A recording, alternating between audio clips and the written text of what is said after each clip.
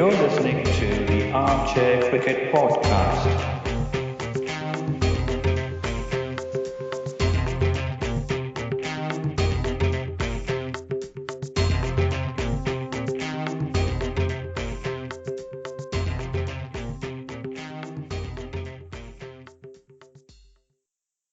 Hello, everyone.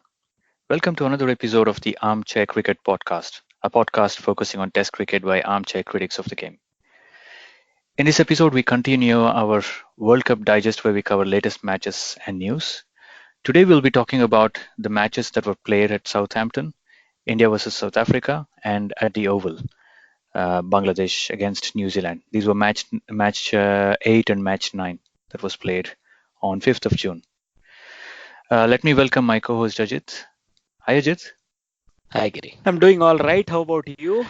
Yeah, it's now getting a bit overwhelming, the amount of cricket that's Already? being played, I think, on a day-to-day basis. Yesterday we had a close game, right, between Sri Lanka and Afghanistan, for example. Of course. And continuing in the same vein, I think the next double header on the 5th of June was also a bit tantalizing, I would say. At least one of the matches was. Did you catch them Indeed. both? Well, I mean, I could not catch too much of the India South Africa match, but Hmm. I caught most of the second half of New Zealand versus Bangladesh match. I was listening to it, doing things, Hmm. cooking on and off. But Hmm. yeah, I mean, I agree that it became very, very close and interesting towards the end. Hmm. Hmm. So before that, shall we look at the South Africa India match? Yeah, let's do that. South Africa and India played at Southampton. It's a fairly bigger ground, I have to say, and this was expected to be a high-scoring game, considering the recent history at the ground. Long boundaries, though. South Africa won the toss, and surprisingly, Faf du Plessis decided to bat first. India were playing their first game. Virat Kohli at the toss said he would have bowled first anyway. I see. So it was probably what they wanted, what both the teams wanted. So India came out to bowl. They were very tight. Bhuvneshwar Kumar and Jasprit Bumrah bowled really well in the first power play. The openers, Amla and De Kock, fell very early to Bumrah Hmm. with some very good fast bowling. And then Faf du Plessis and Rassi van der Dussen tried to stabilize the innings in the middle order. Both Faf and Rassi van der Dussen all got off to some start. I think Faf got 30 odd runs and Rassi van der Dussen got 22 runs, but they were both bowled beautifully by Yuzvendra Chahal, the spinner. And then we had the other guys like David Miller and JP Duminy. David Miller, played for a bit. I think he looked scratchy, but he stayed out in the middle for a fair bit of time. He scored 31 runs before he was again caught and bowled by Yuzvendra Chahal. So another wicket for the spinner there. And then Duminy was out cheaply to Kuldeep Yadav, LBW. Andile Paklakwayo and Chris Morris added some runs towards the end of the batting order. Paklakwayo made 34 runs in 61 deliveries, was a very patient innings from him before he was stumped by Dhoni after bowling of Chahal for 34 runs. Chris Morris provided some fireworks till towards the end along with Kagiso Rabada. Both of them, Kagiso Rabada in fact remained not out on 31 while Morris was out on 42. And in the end, South Africa managed to score 227 runs in their 50 overs. The bowlers, Bhuvneshwar Kumar picked up 2 wickets for 44 runs in his 10 overs. Bumrah 2 for 35 in his 10. Hardik Pandya bowled well, 6 overs and 31 runs, but no wickets. Kuldeep Yadav and Yuzvendra Chahal, between them they bowled 20 overs and picked up 5 wickets. Yadav 1 for 46 and Chahal 4 for 51 in his 10 overs. Almost a fifer, but not yet. Kedar Jadhav bowled his right arm filth, like you say. 4 overs of that. Right. Horizontal, whatever, underarm bowling, I don't know what you call it. 4 overs for 16 runs. In response, South Africa started really well with their bowling. They opened again with Imran Tahir and Kagiso Rabada. They tied down the openers. The openers, Shikhar Dhawan and Rohit Sharma, basically could not get off the blocks very quickly. And Dhawan was eventually out of a beauty from Kagiso Rabada, caught behind by De Kock. Right. Rohit Sharma and Virat Kohli managed to stitch a partnership together. And when Kohli was dismissed off a brute of a catch, I think that was probably one of the best catches so far by a wicketkeeper in this World Cup. A flying catch by Quinton de Kock off the bowling of Pachlokwayo. He was out for 18 runs, and then India looked in a bit of a trouble, but then Rohit Sharma was still there, and KL Rahul, both of them rotated strike and kept the scoreboard ticking. When KL Rahul was dismissed for 26 runs off the bowling of Rabada, India were 139 runs for 3 wickets in the 32nd over, and in joined MS Dhoni, of course. We all know cool, calm Dhoni along with Rohit Sharma. It came very close to a runner ball towards the end, but with the experience that these two guys have, they knew which bowler to target, and they ensured that India, romped home with a couple of overs to spare. And Dhoni was out for 34 runs though towards the end, caught and bowled of Chris Morris. Right. But Hardik Pandya, finished the job along with Rohit Sharma. Rohit Sharma, of course, unbeaten on 122 runs of 144 deliveries. Strike rate of 84.72. That's not what you expect of him, because if he plays a long innings, it's usually case that he accelerates towards the end. But it was a very patient innings. He anchored the chase beautifully. Mm-hmm. For the bowlers, the spinners from South Africa this time, Imran Tahir and Tabresh Shamsi, both of them were wicketless, and they went also for a lot of runs. Tahir 58 runs in his 10 overs, and Shamsi 54 in his 9 overs. Kagiso Rabada was the pick of the bowlers with 2 wickets for 39 runs. Chris Morris bowled miserly spells towards at the beginning of the innings, picked up a wicket for 36 runs with 3 maidens in his 10 overs. Can you imagine that? Amazing. Pachlokwayo was also successful in getting the wicket of Virat Kohli, but apart from that, India, managed to make short work of the chase. 230 for 4 wickets. They win by 6 wickets. Man of the match, Rohit Sharma. So, I mean, if you were to look at the differences between the teams, well, the first thing I think South Africa may have misread the pitch a bit, or as you were telling me offline, maybe they were a bit, let's say, underconfident with the bowling, so they wanted to bat first, right? Given that Kohli wanted to bowl first, it could also have shown his confidence in his bowling attack, but also I think it means they thought this was not as easy a pitch to bat on as previously in the tournament, right? Yeah. So this is one thing, and they had steady contributions down the order, but again, the opening partnership failed. And this is a stark contrast to what happened with India. First of all, they had a total that they wanted to chase, so they were able to maintain it easily. Even though Shikhar Dhawan failed, Kohli and Rahul spent enough time with Sharma that it did not matter in the long run. And of course, Sharma played a fantastic knock. He may have taken 144 balls for his 122, but this was not a target that was going to test in terms of strike rates, right? It looked at times like a slightly difficult pitch. So he must be given credit that I think he might have been the batsman who played out all those 3 maidens from Morris, because Morris and Rabada were bowling really well, right? And they deserve a lot of credit, for mainly Rabada, because he started really well and he made sure the Indian batsmen are not going to get away to a 54 no loss sort of a start. Then the match would have been over, right? Him and Morris maintained the pressure right through well until the 23rd, 25th overs, right? So they deserve a lot of credit. This is one thing. When it comes to the Indian bowling, well, look, I think the spinners were the main difference. We already highlighted it. The Indian spinners finished with 5 wickets, right? And with an economy rate of about 4.8 between them. And the South African spinners did not take a single wicket, and they both finished with a economy rate of close to 6 an over. So that was the main difference, the way the spinners were played out. Right, and I think Yuzvendra Chahal, has been in a bit of pressure from Kuldeep Yadav in the international matches, at least, because Kuldeep Yadav was sort of taken over as the primary spinner in the shorter format simply because he brings this additional mystery, the left arm spin variety, right? And he's very successful with how he bowls.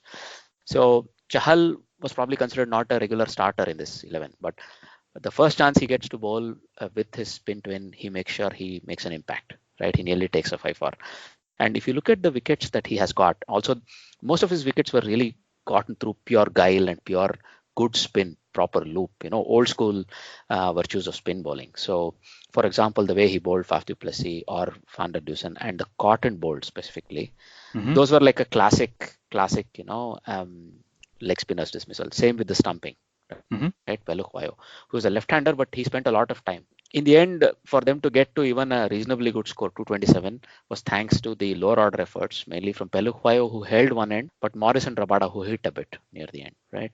So Morris was a really broken man yesterday. You could see that when he took the last wicket of Dhoni, he had no energy to even celebrate because he's given it his all, and prior to that, he had excellent, even better figures than what he finished with in the end. He may have gotten a wicket, but he got hit for a little because Pandya came out and just whacked the remaining balls for a boundary and so on. So the real worry for South Africa, as far as I'm concerned, is still a non-performing opening partnership. Right, a lot of pressure falls on the likes of Faf du Plessis and Van der Dusen, who are okay, but then they shouldn't be carrying that much of a load, given that it's Amla and the Cock opening, right? And of course, the middle order. So David Miller may have made 31, but he couldn't carry on. And the main point is Dumini. So he's failed for 3 consecutive matches. He's had 3 fairly ordinary sort of matches. I think this is something they'll need to address quickly, right? Yeah. They're already on the last chance saloon. They've lost 3, and you can imagine they have more tough matches. Australia, West Indies, Pakistan, other teams waiting for them. So it's not going to be easy, right? And Markram sat this one out because Amla was drafted in. He missed the previous match though, Amla, because he was still recovering from that hit that he got from Jofra Archer. So people are actually questioning. I was listening to Graham Smith's commentary. They were actually questioning Amla's inclusion in this squad. You know that? That was a bit harsh. I mean, yeah. All right. I mean, I know he's not really setting it alight, but he played really well in the practice matches, and I think he was also okay. And I think what Graham Smith also said is in the top 5, if you look at the top 5, Hashim Amla, Quinton de Kock, Faf du Plessis, Van der Dusen, and David Miller. You probably have Quinton de Kock, Faf du Plessis are the only starters. So those people are automatically included in the squad. Rassi van der Dusen is still relatively new, to the international circuit. So he might be given a chance. But the other two, Amla and Miller, they are not doing enough to stay in the squad, and especially JP Dumini. So I think they might actually promote him in the next match. Let's see, JP Dumini. I think he's probably batting too far down the order. Maybe he bats up the order, maybe number 3 or number 4. And I think they have a huge task ahead of them. If they turn it around, this will be a miracle, because I think 3 matches, 3 losses in a row is not good for them as a team. The morale will be very down, and Chris Morris has indicated that in his press conference also, that they are very angry and frustrated with themselves, and rightfully so. For the upcoming days and matches, the changes that I can foresee from South Africa perspective is that Markram probably comes into the squad in the place of JP Dumini, and probably somebody like Tabrez Shamsi may miss out, right? And they may look to include the left arm pacer, Duran Hendricks, who's been drafted into the squad in his place. And I think it's more of a morale question rather than skills, because they are very highly skilled, the South African squad. So it's not that much of a problem, and they really should hope on the seniors performing well. That's what lifted Pakistan out of the problems they were facing. Same for Sri Lanka, right? So the seniors in the team, I think Imran Tahir had a bad game, but the rest, like Quinton de Kock, Hashim Amla, and to an extent even Faf du Plessis possibly, they'll need some big innings from the top 3, right? And that will set the platform. All right. Going forward, if you were to look at the next game, the game between Bangladesh and New Zealand, this was a real thriller for me, because this Bangladesh team has this never say die attitude, and they bring it out in every match, and it was on full flow or on full display, so to say.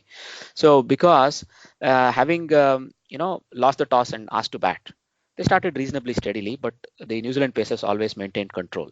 So Amya Sarkar was going at run about 25, and I think he threw his wicket away by going for a leg side hike. That could have changed a little bit of how the proceedings went. But Tamim Iqbal played a steady hand, and Shakibul Hasan top scored with 64. But nobody in the rest of the innings really even made a 30, with Mushfiqur making 19, Mohammad Mithun 26, Mahmudullah 20, Mosaddiq 11, and Saifuddin 29.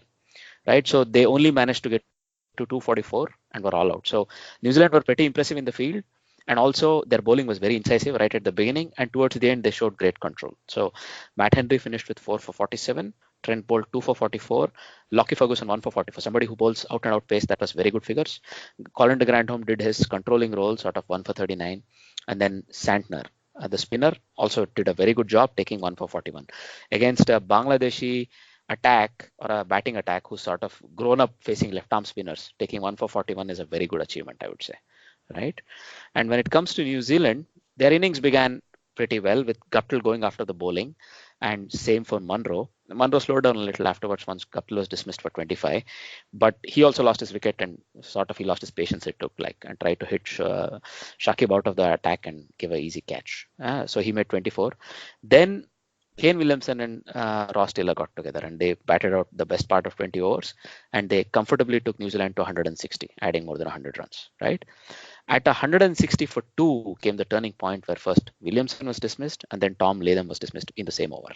And that sort of set the cat amongst the pigeons, as they say, right?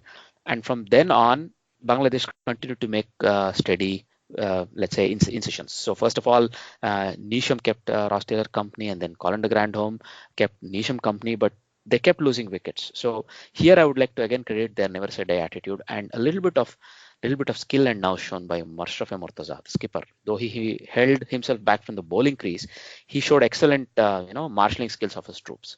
So Hadi took 2 wickets that I already mentioned. But apart from that, Shakib Al Hasan, who also took 2 wickets, he's their main spinner, of course. And Saifuddin and Musaddiq Hussain, who finished the innings or bowled between over number, let's say 32 to 45, did most of the really good work because they both took 2 wickets each, but also kept the scoring rate in check and continued to build the pressure on the batters. New Zealand were never behind the run rate. That is the required run rate. I never think got across 6 and over. But the pressure was always there. It was not like the runs were flowing easily. So as a result, Neesham, who got out, just made 25, Colin de Grandhomme 15. In the end, it fell upon Mitchell Santner, who scored 17 of 12 balls to take New Zealand home, right, in the company of first Matt Henry and then Lockie Ferguson. So it may have looked like an easy victory when you look at the scorecard a couple of months down the line. It was a much more keenly contested match. So Ross Taylor finished man of the match for his, well played 82 of just 91 balls. So he was very crucial, of course. He made sure the run rate pressure never came up. I think you have a couple of very important points that you were mentioning to me off air today. Well, at least one. When New Zealand came out to bat, I think they were 2 down, right? When Kane Williamson and Ross Taylor got together. So when these two guys got together, I think it was probably the 10th over that they came out to bat, or they were together. And during the 12th over, there was a bit of a mix-up between Taylor and Williamson. Apparently, Taylor hit the ball towards mid-on and scampered through for a quick single, while Williamson was either ball watching or he was lost in his own world. So he had a stumbling start and then he tried to, run towards the wicket-keeper, but he was too late. And the fielder threw the ball straight at Mushfiqur Rahim, wicket-keeper. It was a decent throw. It was right next to the stumps. But in all this, when all this was happening, Mushfiqur Rahim accidentally dislodged the bails with his hand or with his, gloves, right, before catching the ball. And Kane Williamson was well short. I think he was a couple of meters short of the crease. Okay. And I think Paul Reifel, was the leg umpire. He referred it upstairs, and when they saw the replays, it was very clear. So the bails were already off before he caught the ball. So unfortunately, it was a not out in terms of run out, and Williamson survived, which means and then again, a couple of overs later, I think they had another mix-up. I think it must have been down to Ross Taylor. I don't know if he's a good runner. He's fast. He's fast between the wickets, but judge. I think being a judge, I think. Yes. Yeah. Yes. Okay. So they had a mix-up, but I think it was a narrow miss again. Ross Taylor survived. So this incident that Mushfiqur Rahim, missed this run-out chance happened in the 12th over. And Taylor and Williamson stayed on for another 20 overs before I think Williamson was dismissed in the 32nd overs. And by then, the score was 160 runs for the loss of 2 wickets, and it became 164-3 when Williamson got out. So until then, they kept this partnership going and basically steadied the ship for New Zealand and did not let any collapses happen in the middle order. Right. And then after that, I think you mentioned offline about how Bangladesh, fought back, believing in themselves, after the fall of Williamson, and they almost, gave New Zealand a scare there towards the end. Indeed. Yeah. Well, overall, it was a more, let's say, fascinating match than, as I said, comes across from the scoreboard. But nonetheless, New Zealand were at the end, you can say they were always going to win it. They lost 3 or 4 wickets more along the way, making it more interesting. But New Zealand might have taken the points, but Bangladesh will take a lot of heart from this match. They may have lost the match, but they can be proud of the way they performed. They did not let the opposition walk all over them, if I may use such a term, like the previous match of the day. right? Mm-hmm. So that will always stand them in the good stead. They've already won a match, but also this is more important for them, right? That they lost the match after a bitter fight, and that will keep their spirits high. These were, let's say, the two matches from the previous day's play. And now, looking forward to the match tomorrow, we can say, it's going to be another very, very interesting match because Australia will take on the rampaging West Indies. It looks like West Indies have sort of begun to rediscover their, the firepower and the pace battery of the old. So they'll be facing them again in Nottingham, where West Indies performed really well in the very first match against Pakistan. Indeed, their first match. So it's going to be a mouth-watering contest because Australia, being Australia, they are not going to give up easy. And this West Indies team is on the up, so they are going to be very eager to, trap this Australian team in a bit of complacency if required, or even a bit of, bad turn. So this is going to be a wonderful match coming up. So let's see how that pans out for tomorrow, right, Giri? Yeah, with Australia is not such a bad team, right? I mean, we have David Warner and Steven Smith back in the squad, so that will definitely bolster their batting lineup. And they have very good bowlers, right? Cummins, Stark, Coulter Nile, all these people, they are really good bowlers. So it's going to be a very tightly fought match, I would hope. Yeah. And let's see what happens. We have plenty to talk about tomorrow. Indeed. So, but I would not call Australian team any Australian team, even a depleted one, let alone such a strong one as a weak team, right? So let's see. All right. Going forward, let's look at the trivia question from the previous episode. The trivia question is, Nabi had taken 3 wickets in 1 over against Sri Lanka, right, in yesterday's match. So when was the last time an off spinner was able to actually do this in a World Cup game? That is, take 3 wickets or more in a single over. So the answer to this question was Saqlain Mushtaq, who took a hat-trick against Zimbabwe in the 1999 World Cup, right? Going on to the trivia question from today's episode. So we saw that Chahal picked up actually 4 wickets in a match against South Africa. Who is the only Indian spinner to have ever taken a 5-wicket haul in a World Cup game, right? So the answer is not in some World Cup in the 70s or 80s or something. That's the clue I can offer you. It's in a World Cup that finished not many years ago. Let me put it like that. All right. So you can reach out to us to give us the right answer or for your comments. You can reach out to us on the social media platforms like Twitter, where we are available at armchair.cricket on our Facebook page, right? You can write into us at armchair.cricket@gmail.com. Also, because this World Cup keeps going, we'll try to put in as many digests as possible. So do keep listening and keep writing with your thoughts.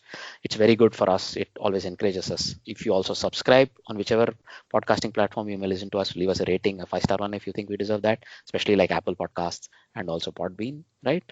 Also, if you ever have a chat with your cricket friends, do talk about us. Maybe this is a nice way for us to first of all gain new listenership, but also maybe we get new ideas. So it's always nice for us, right? All right. Having said all that, it's a goodbye from me. And it's a goodbye from him. Bye bye.